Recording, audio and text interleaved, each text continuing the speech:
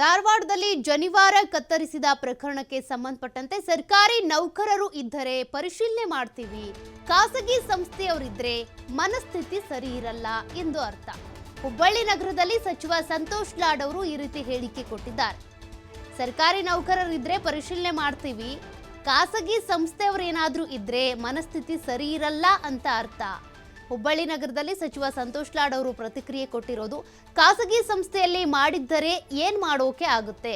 ಖಾಸಗಿ ಸಂಸ್ಥೆಗೆ ಮೊದಲು ನೋಟಿಸ್ ಕೊಡಬೇಕು, ಲಿಖಿತ ರೂಪದಲ್ಲಿ ದೂರನ್ನ ನೀಡಿದ್ರೆ ಕ್ರಮ ಕೈಗೊಳ್ತೀವಿ. ಹುಬ್ಬಳ್ಳಿ ನಗರದಲ್ಲಿ ಸಚಿವ ಸಂತೋಷ್ ಲಾಡ್ ಅವರು ಹೇಳಿಕೆ ಕೊಟ್ಟಿರೋದು. ಸರ್ಕಾರಿ ಕಾಲೇಜು ಅಥವಾ ಸರ್ಕಾರಿ ಕೇಂದ್ರಗಳಲ್ಲಾದ್ರೆ ಸರ್ಕಾರ ಕ್ರಮ ತೆಗೆದುಕೊಳ್ಬಹುದು. ಬಟ್ ಖಾಸಗಿ ಸಂಸ್ಥೆ ಅಂತ ಬಂದಾಗ ಅಲ್ಲೂ ಈ ರೀತಿ ಆಗಿದೆ ಅಂತ ಅಂದಾಗ ಅವರೇ ಕ್ರಮವನ್ನು ತೆಗೆದುಕೊಳ್ಬೇಕಾಗತ್ತೆ ಅಂತೇಳಿ ಹುಬ್ಬಳ್ಳಿ ನಗರದಲ್ಲಿ ಸಚಿವ ಸಂತೋಷ್ ಲಾಡ್ ಅವರು ಪ್ರತಿಕ್ರಿಯೆ ಕೊಟ್ಟಿದ್ದಾರೆ. ಧಾರವಾಡದಲ್ಲಿ ನಂದನ್ ಜನಿವಾರವನ್ನ ರಿಮೂವ್ ಮಾಡಿಸಿದ್ರಲ್ವಾ, ಕತ್ತರಿಸಿ ಕೈ ಕೊಟ್ಟಿದ್ರಲ್ವಾ, ಆ ಪ್ರಕರಣಕ್ಕೆ ಸಂಬಂಧಪಟ್ಟಂತೆ ಸಚಿವ ಸಂತೋಷ್ ಲಾಡ್ ಅವರ ಪ್ರತಿಕ್ರಿಯೆ ಇದು.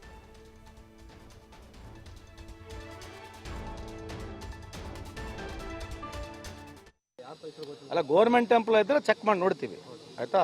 ಒಂದು ಈ ಸಾರ್ವಜನಿಕ ಅಂತಂದ್ರೆ ಅವನೇನು ಮನಸ್ಥಿತಿ ಸರಿ ಇರ್ಲಿಕ್ಕಿಲ್ಲ ಅಂತ ಅಲ್ರಿ. ಈಗ ಪ್ರೈವೇಟ್ ಅಲ್ರಿ, ಪ್ರೈವೇಟ್ ಏನು ಗೌರ್ಮೆಂಟ್ ರೀ? ಅದೇ ರೀ ಹೇಳ್ತಿರೋದು. ಅವ್ನು if it is a private, how can we act? Definitely if this rules according to rules ಅವ್ನಿಗೆ ಏನು ಕ್ರಮ ತಗೊಳ್ತೀವಿ. ಪ್ರೈವೇಟ್ ಕಂಪ್ನಿಲಿ ಆಗಿರ್ತಕ್ಕಂಥದಕ್ಕೆ ಹೆಂಗ್ ನಾವೇನ್ ಮಾಡಕ್ಕಾಗ್ತದೆ? ಅದು ಮನಸ್ಥಿತಿ ಸರಿ ಇಲ್ಲ ಅಂತ ಅರ್ಥ. ಒಂದು ಆಯ್ತು ರೀ, ತಪ್ಪಂತ ಹೇಳಿದ್ನಲ್ಲ, ಚೆಕ್ ಮಾಡ್ತೀನಿ. ಸರ್ಕಾರ ಆಗಿದ್ರೆ ಇಮಿಡಿಯೇಟ್ ಆಗಿ ತಾಕೀತು ಮಾಡ್ಬೋದು. ಈ ತರ ಪ್ರೈವೇಟ್ ಮಾಡಿದ್ರೆ ಮತ್ತೆ ಅವ್ರು ಸಂಸ್ಥಾಪಕರು ಮೊದಲು ಹಿಡಿಬೇಕಲ್ಲ. ಯಾರ ಸಂಸ್ಥೆ ಅದು? ಸಂಸ್ಥೆ ಯಾರ್ದು? ಅವ್ರಿಗೆ ಮೊದಲು ನೋಟಿಸ್ ಕೊಡ್ಬೇಕು ನಾವು. ಸಂಸ್ಥೆ ನಡ್ಸೋರು ಯಾರು? ಸಂಸ್ಥೆ ನಡ್ಸೋರು ಯಾರು? ಮತ್ತೆ ಅವ್ರಿಗೆ ನೋಟಿಸ್ ಕೊಡ್ಬೇಕು ಬೇಡ? ಫಸ್ಟ್ ಕೊಡೋಣ ಅಲ್ರಿ. ಈಗ ನಾನು ಕಂಪ್ಲೇಂಟ್ ಏನು ಲಿಖಿತ ಬಂದ ನಾನು ಮಾಡ್ಬೋದು. ನೀವು ಕೇಳಿದ್ರೆ ಉತ್ತರ ಕೊಟ್ಟಿದ್ದೀನಿ. ಕಂಪ್ಲೇಂಟ್